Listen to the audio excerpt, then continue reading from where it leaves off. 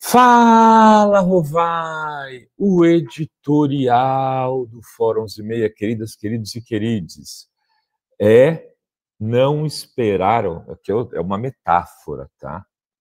Mas não esperaram nem esfriar o corpo do defunto.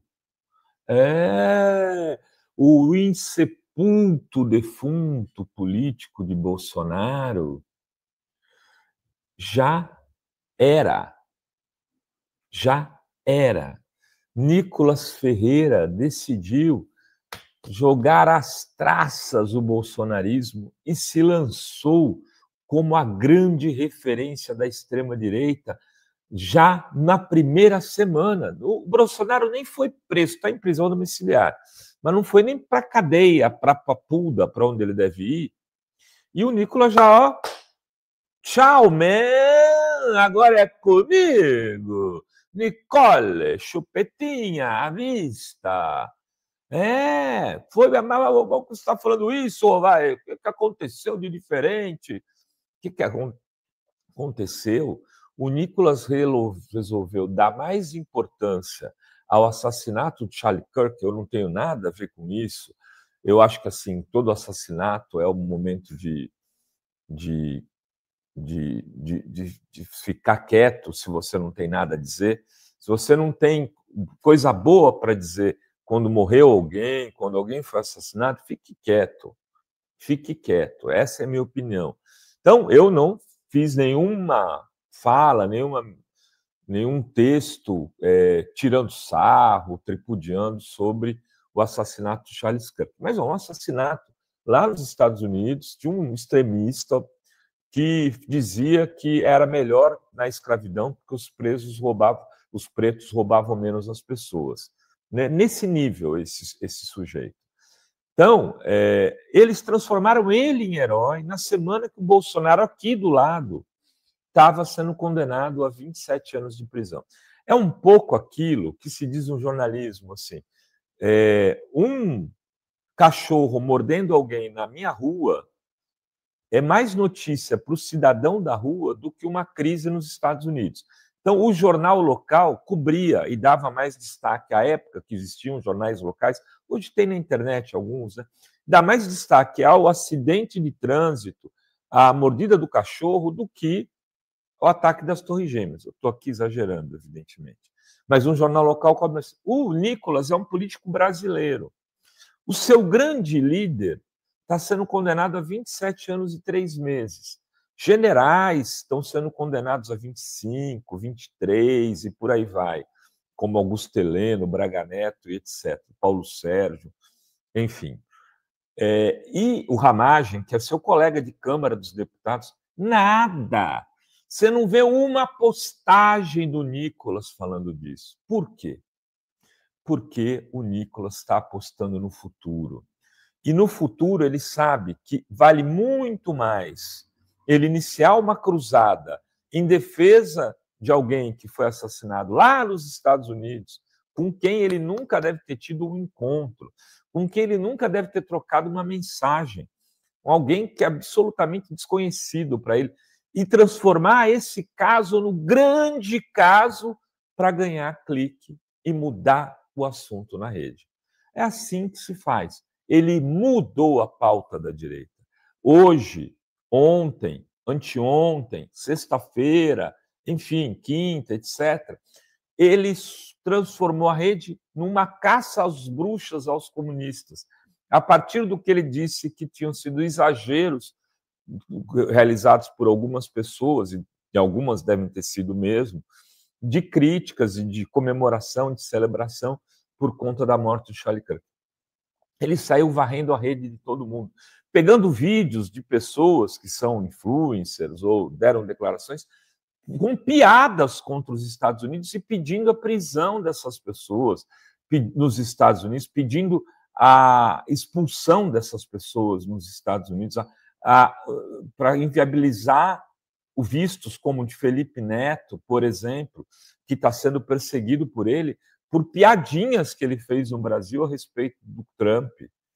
Até o Whindersson, né, que é influencer também, foi defender o Felipe Neto da perseguição que o Nicolas está movendo. Mas por que o Nicolas está fazendo isso? Ele não é inocente.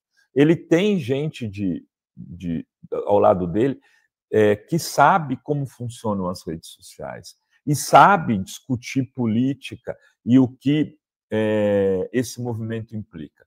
Esse movimento simplesmente mostra que ele está pouco se lixando para a condenação do Bolsonaro. Eu diria mais, o Nicolas está comemorando, porque abre uma possibilidade para ele se consolidar nos 4 próximos, se não nessa eleição, mas para a próxima, como uma alternativa de poder pela extrema-direita. Ele pode cortar a fila. Por exemplo, ele pode sair candidato a senador, acho que ele tem idade, a governadora, ele podia até checar, eu não tenho certeza, e a um outro cargo eletivo, ou mesmo ter mais um mandato de deputado federal, e pensar em se candidatar, talvez em 2030, a presidente da República. Não sei se ele vai ter idade ainda, mas ou em 34, porque 30 é muito mais fácil uma disputa sem o Lula na chapa do que agora. Tarcísio vai para essa eleição, ele vai para o sacrifício, eu vou dizer para vocês. É ainda cedo para fazer projeções, mas hoje eu diria que as chances do Lula se reeleger são da ordem de 90%. O Gianetti deu uma entrevista, o pai, aliás, pai do João Fonseca, muito melhor que ele, que o Joel. O Gianetti, Eduardo Gianetti, que é um economista liberal, deu uma entrevista falando: olha, o Brasil tem 4% de crescimento em média nos últimos anos, 3,5%. Desemprego de 6%, a informalidade é muito alta, mas isso não, diminuição da miséria, praticamente zerou a miséria no Brasil nesses últimos 3, 4 anos. O IDH, o Brasil se melhorou a posição em 5, 6 posições nos últimos anos. Houve queda de violência pública, segundo o Gianetti, da ordem de 30% em homicídios, né, nos últimos 4 anos. Mas o Brasil melhorou muito. E as pessoas já começam a reconhecer isso. As pesquisas, nas últimas pesquisas de aprovação do presidente Lula, ele cresceu em todas, com exceção da Atlas, a aprovação dele em todas as outras pesquisas foi melhor. A Adri está me dizendo que ele pode ser candidato com 30 anos para senador e governador. Acho que ele tem 27 ou 28, né, Adri? Ele faz 30 agora, então ele pode ser candidato a governador e senador. E aí talvez não consiga ser candidato a presidente em 2030, porque ele teria 34. Mas ele está costurando, ele pode ser candidato agora a governador, se reeleger e construir o capital político dele para 2034. Mas, né, eu acho que esse plano Cebolinha do Nicolas não vai dar certo, porque o Rodrigo Pacheco, saindo candidato com a Marília de vice do PT em Minas Gerais, é uma chapa praticamente imbatível. O Calil se filiou ao PDT, deve sair candidato também a algum cargo, pode ser a senador. Então, essa chapa ficaria muito mais forte ainda e seria uma chapa praticamente imbatível. Pode vir Nicolas, pode vir Cleitinho, pode vir a reba toda, Zema e seus emismos, por aí, que não vai ter para ninguém se essa for a chapa do Lula. Enfim, Chupetinha, o Nicolas, ele enterrou o Bolsonaro ainda quente. Era isso que tínhamos para hoje nesse Fala Rovai. Beijos, beijos e beijos a todas, todos e todos. Antes de me despedir, quero convidar todos vocês que assistiram esse Fala Rovai até aqui a ingressarem na OM Play, que é a plataforma de cursos do campo progressista. Todos os sites estão envolvidos nisso, quase todos do campo progressista. É uma live maravilhosa, ontem com a Tuxi, Kiko, Miguel do Rosário, Senara Menezes, Hilda Garangel, enfim, Florestan, uma galera, Miro Borges, eu devo estar esquecendo algum nome aqui, o Carlito Neto, Adri, eu, e por aí vai. e lançamos a plataforma. Digite www.om de Maria, play.com.br.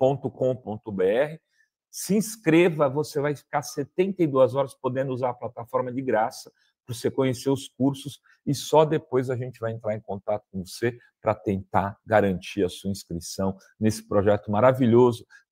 Estamos lançando com 18 cursos, vai ter 30 até o final do ano e 100 até o final do ano que vem. Era isso que tínhamos para hoje nesse Fala Rovai. Beijos e beijos a todas, todos e todas.